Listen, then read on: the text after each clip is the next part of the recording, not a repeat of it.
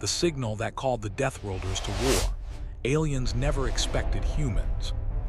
The stars of the Orion expanse stretched endlessly, cold and distant. Ships from countless alien civilizations patrolled its edges, scanning for anomalies, hunting for resources, or simply drifting through the void for curiosity. Among these silent watchers, one signal had captured the attention of the galaxy, a signal that pulsed with an intensity unlike anything before. To the Thrin Dominion, a proud and technologically advanced race, it was terrifying.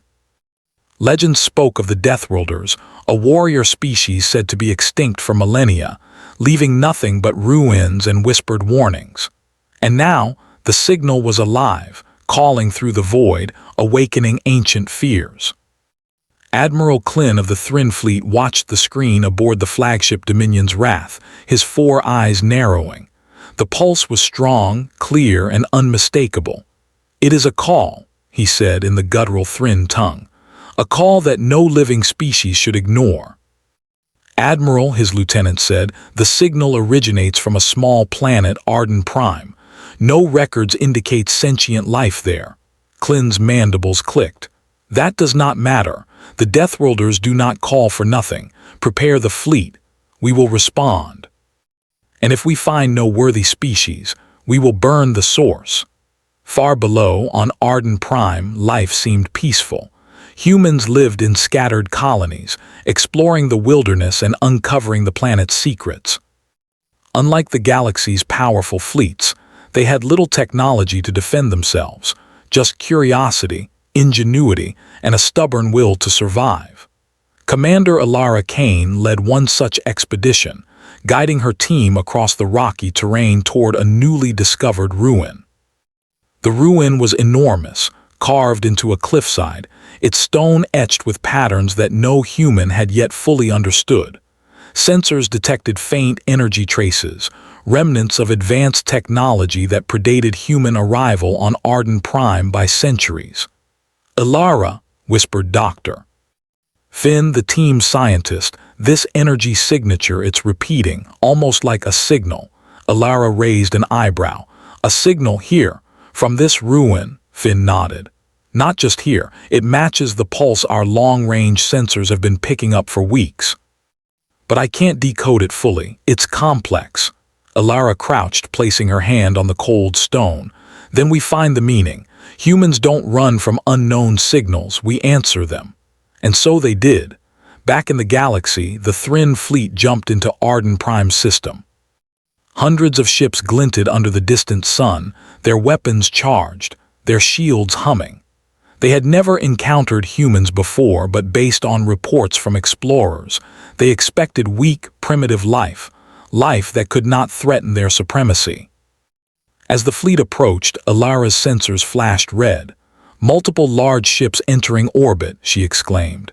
The team scattered, hiding among the rocks. Finn muttered, "They're not like anything we've cataloged.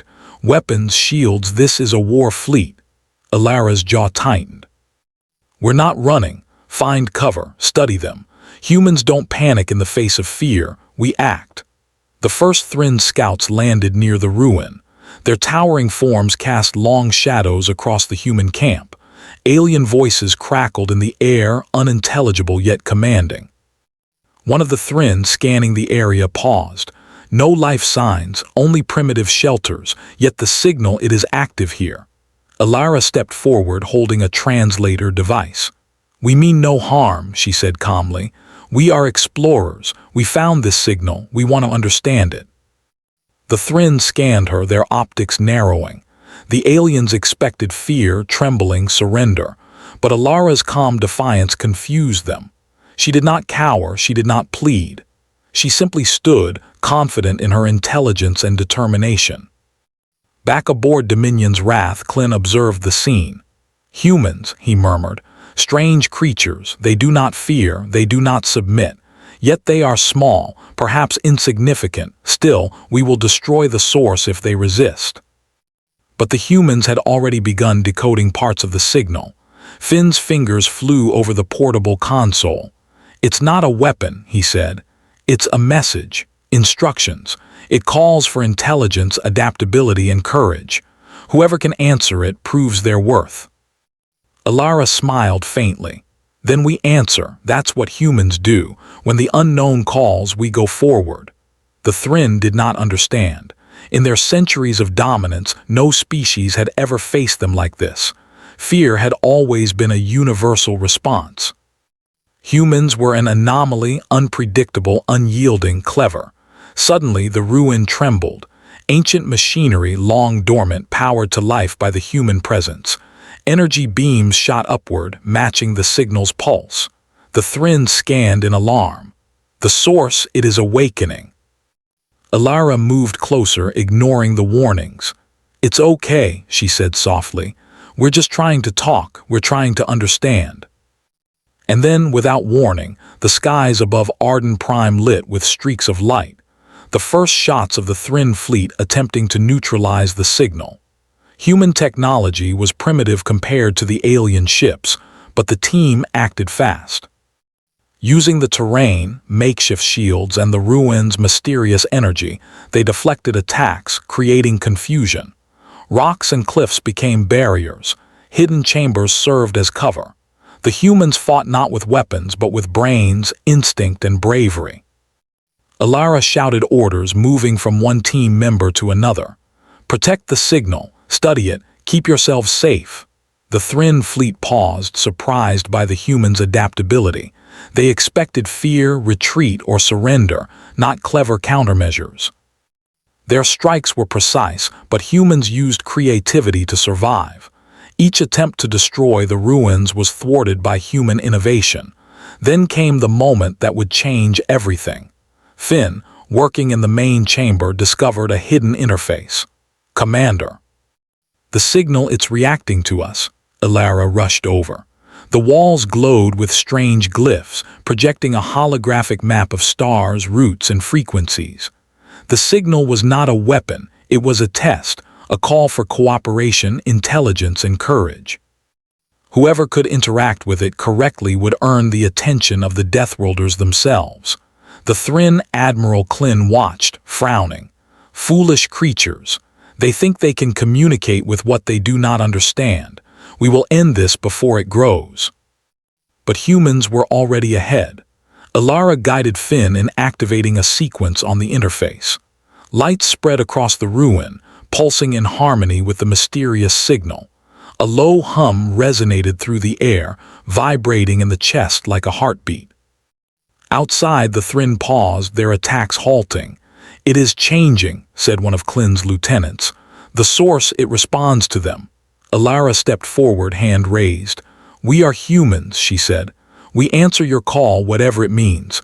We do not fight to dominate. We fight to survive, to understand, and to protect life. The aliens blinked in confusion. This was not submission, not fear, not dominance. It was courage, intelligence, initiative, something rare in the galaxy. The signal pulsed stronger, brighter.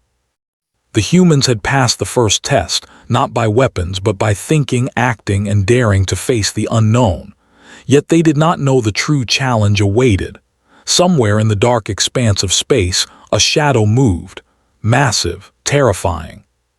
Ships far larger than the Thryn fleet emerged from warp. The Deathworlders had received the signal and were coming. Alara looked to the stars, her heart steady. Then let them come, she whispered. Humans are ready. The first part of the test was over.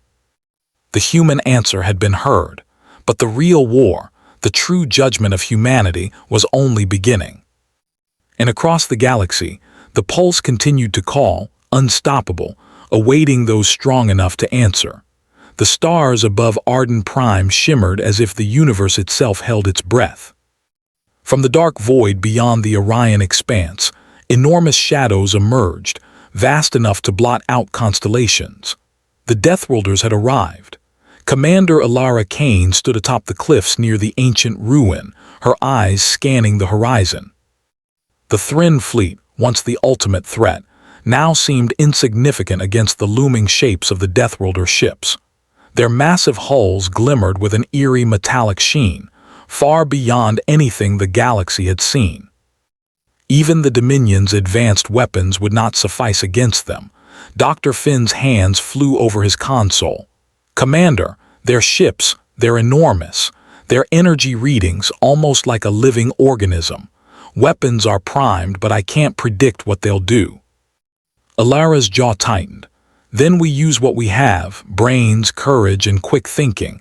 Humans have survived worse odds than this. Let's get to work." The first Deathworlder ship dropped out of warp. It didn't fire immediately.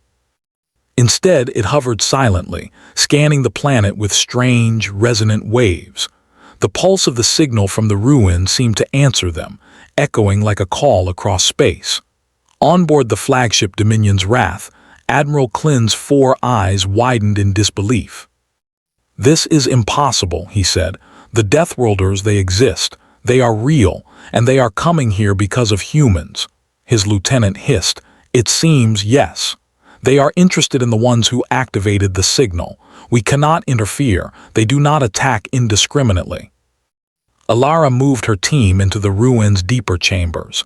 "The aliens are distracted. Use this moment to study the signal fully. We need to understand what it wants from us. Finn, focus." Finn's fingers moved with extraordinary speed. The interface of the ruin glowed brighter under his touch. "Commander, I think I understand part of it. The signal doesn't call for war, it calls for proof.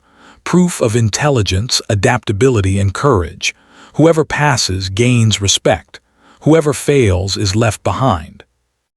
A deep vibration shook the ground. Outside, the Deathworlder flagship had landed, and enormous legs extended from the ship's body. They touched the surface with a force that shook the cliffs. Shadows loomed over the humans as the first Deathworlder walked forward.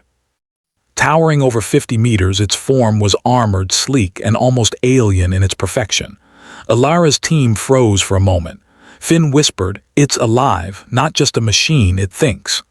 Alara stepped forward, her voice steady. "We are humans. We respond to your signal. We mean no harm." The Deathworlder paused, its head tilting slightly. The air thrummed with energy as it scanned them. Then it turned slowly, moving toward the ancient ruin. Outside, the Thryn fleet bristled with weapons, unsure what to do. Their entire civilization had feared the Deathworlders for centuries. Now they witnessed something unexpected. Humans not only survived the alien fleet, they interacted with the Deathworlders in ways the Dominion could not predict. Alara gestured toward the interface. "We will show you our abilities. We can learn, adapt, and solve problems. If that is what the signal seeks, we are ready." Finn activated a holographic projection. Stars, energy paths, and sequences of numbers and symbols lit the air. "The signal wants cooperation and intelligence," he explained. "It's like a test, one we can pass if we think creatively." The first Deathworlder studied the hologram. Its massive claws hovered over the projection without touching it. Then it stepped back as if acknowledging their effort. The Thryn observed this carefully, their fear growing. Suddenly, another wave of Deathworlder ships dropped from warp. The sky darkened with massive hulls, each one capable of obliterating entire colonies. Yet remarkably, they did not fire immediately. Instead, the signal seemed to create a connection, a bridge of understanding that none could break. Alara turned to her team. "This is our chance. We can communicate with them through the ruins. We must show them humanity's greatest strength, adaptability." For hours they worked. They rerouted the ruins' energy to create defensive shields, using principles that even the Thryn could not understand. They improvised weapons, not to attack, but to redirect energy flows and create diversions.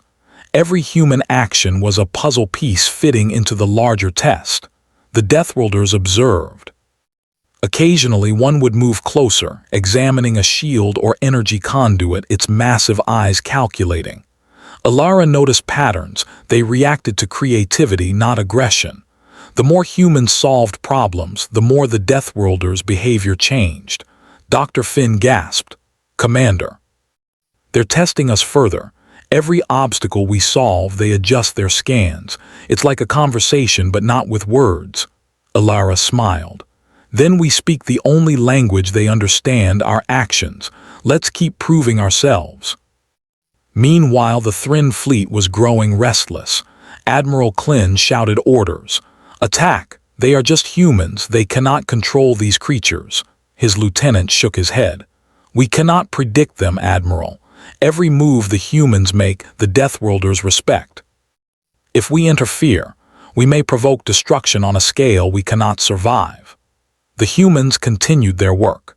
Using the ruins' technology, they created holographic decoys, energy diversions, and even temporary shelters that moved like living creatures to confuse the alien scans. Every tactic was bold, inventive, and entirely human. Finally, the largest Deathworlder moved to the central chamber. It bent down, massive head almost touching the floor, and examined the humans directly. Alara took a deep breath. This was the moment of judgment. We are not here to fight, she said, her voice clear and unwavering. We are explorers, we are problem solvers, we adapt, we survive. We do not dominate, we understand. That is what your signal seeks. That is how we answer. For a long moment, nothing happened. Then slowly, the Deathworlder extended one enormous claw toward the interface.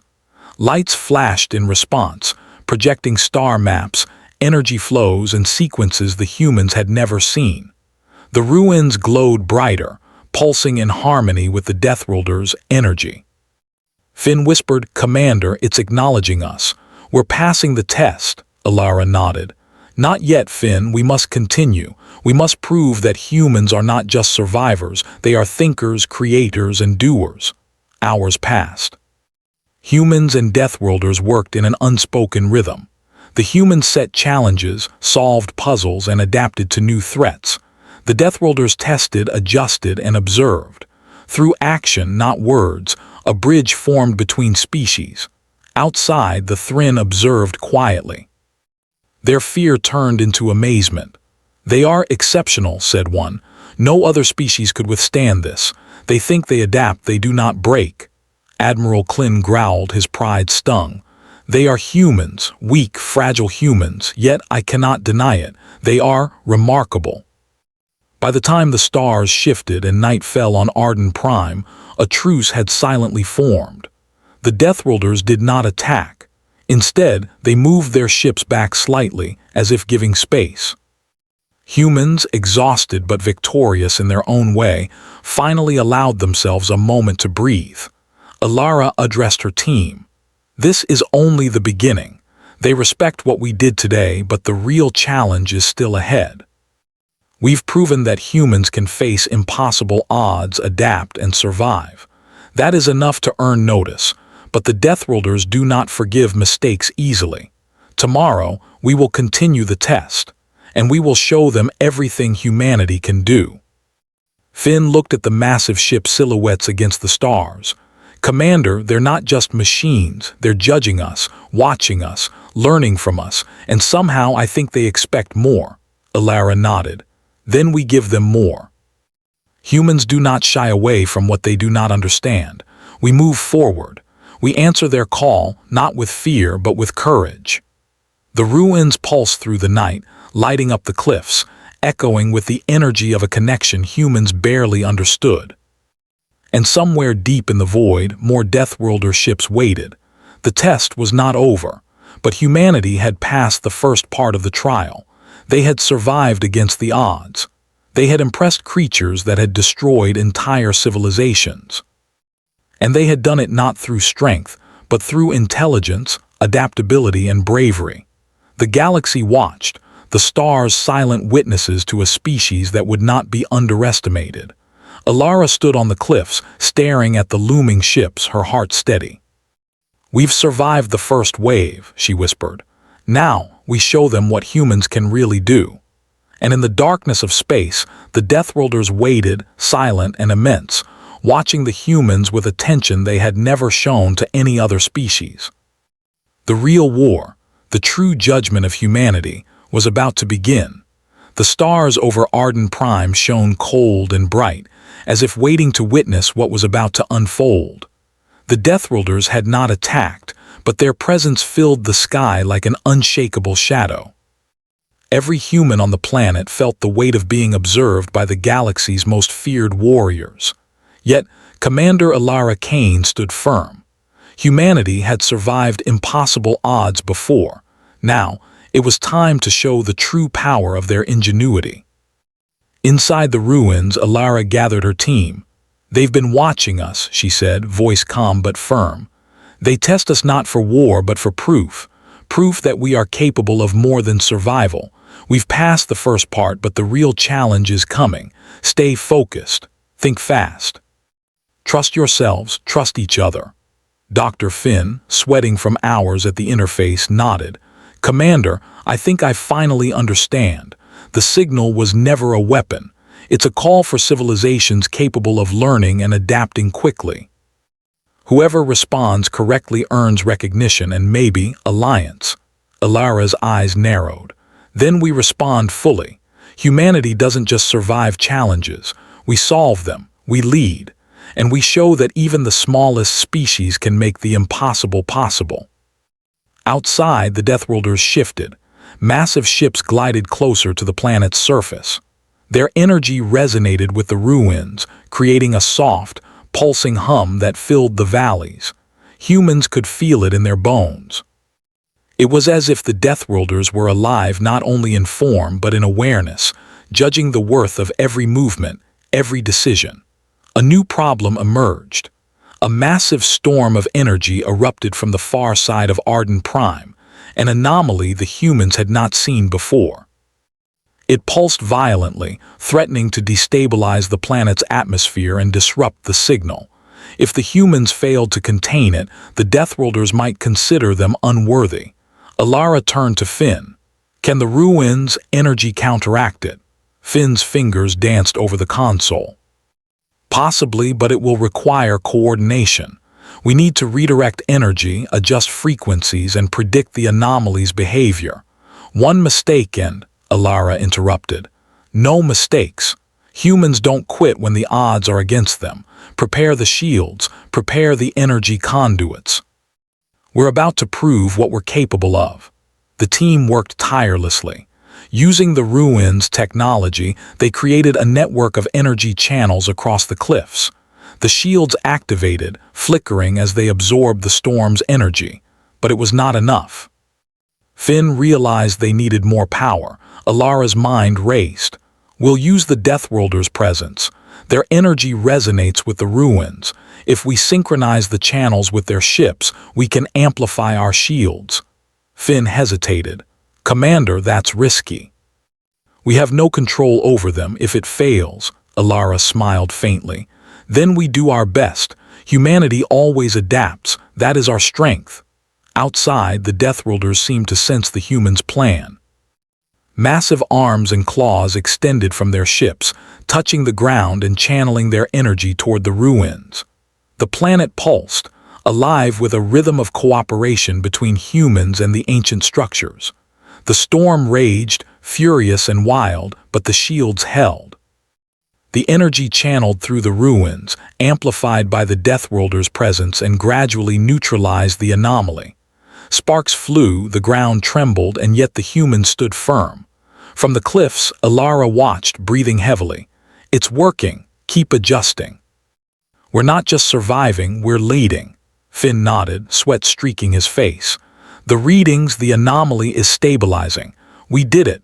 The Deathworlders paused, their massive forms glowing with what humans could only describe as approval. Slowly, the largest of them approached the human team. Its head tilted down, massive eyes meeting Alara's. For a long moment, neither moved. Then it extended a claw, not in attack but in recognition. Alara stepped forward, heart steady. "We are humans," she said. "We answer challenges with courage, intelligence, and cooperation.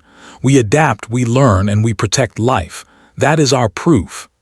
The Deathworlder lowered its claw, a gesture that resonated across the planet. Finn gasped.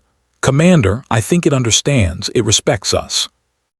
Alara's team watched in awe as other Deathworlders moved closer, surrounding the ruins but not attacking. Their massive forms seemed almost to bow in acknowledgement of the humans' achievement. In orbit, the Thrin Dominion fleet observed silently. Admiral Klin's mandibles clicked in disbelief. They did it.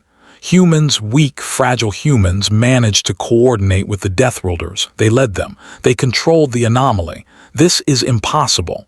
His lieutenant whispered, "Admiral, they are worthy." Humans are extraordinary. Alara turned to her team. This is not the end. The galaxy will test us in ways we cannot predict. But today, we have shown that humans are capable of far more than anyone thought. Remember this moment. Suddenly, the signal pulsed one final time, stronger than before. The ruins glowed with blinding light, and a projection appeared, an image of stars, civilizations, and what seemed like instructions for future cooperation. Humans could see paths connecting planets, routes through dangerous space, and hints of knowledge far beyond their current understanding. Finn whispered, awestruck, "Commander, this is an invitation. They're offering us a chance to join them. To learn, to grow, to be part of something bigger." Alara's eyes shone. "Then we accept. Humanity has always reached for the unknown. We explore, we learn, we lead. Today, the Deathworlders have seen what we are capable of. Tomorrow, the galaxy will see what we can achieve." The Thrin fleet, humbled, lowered their weapons. Klin's voice echoed in the void. "Humans, it seems we misjudged you. Perhaps we have much to learn from your kind." Alara turned to the projection, then to the humans around her. "This is the start," she said. "A new beginning for humanity in the stars. We faced impossible odds. We adapted. We survived. And we were recognized not for strength but for what makes us human: intelligence, courage, and the will to overcome any challenge." The Deathworlders withdrew their landing ships, leaving behind massive energy beacons that would help humanity explore and expand. Their test was complete. They had found a species capable of rising to challenges, a species whose unpredictability and resourcefulness could shape the future of the galaxy. Alara stood on the cliffs, looking at the departing ships, feeling the weight of history on her shoulders. The humans of Arden Prime had survived the first encounter with the Deathworlders. They had passed a test older than most civilizations, and they had done it together, relying on brains, courage, and trust. Finn smiled faintly. "Commander, the galaxy will never underestimate humans again." Alara nodded, her gaze on the stars. "No, they won't. And we will continue to rise as humans always have. Today we answered the call. Tomorrow we shape the universe." The signal faded, its purpose fulfilled. Yet its echoes remained in the ruins, a constant reminder that humanity had been seen, judged, and found worthy. Across the galaxy, civilizations would talk of humans, not as weak or primitive, but as clever, brave, and resilient. A species capable of surprising the most powerful warriors in existence. And for the first time, humans knew their place among the stars was not just as explorers, but as equals, as leaders, and as beings capable of changing the course of history itself. Alara looked at her team, tired but unbroken. "We did it," she whispered, "and this is only the beginning. The universe is ours to explore, to understand, to protect." The stars above Arden Prime sparkled like diamonds scattered across the endless night. Somewhere out there, the Deathworlders watched, and for the first time, a smile, or what humans interpreted as one, crossed the massive face of their leader. Humanity had not just survived, they had triumphed in a way the galaxy would never forget. And the signal, now silent, waited for the next challenge, confident that humans were ready for whatever lay ahead.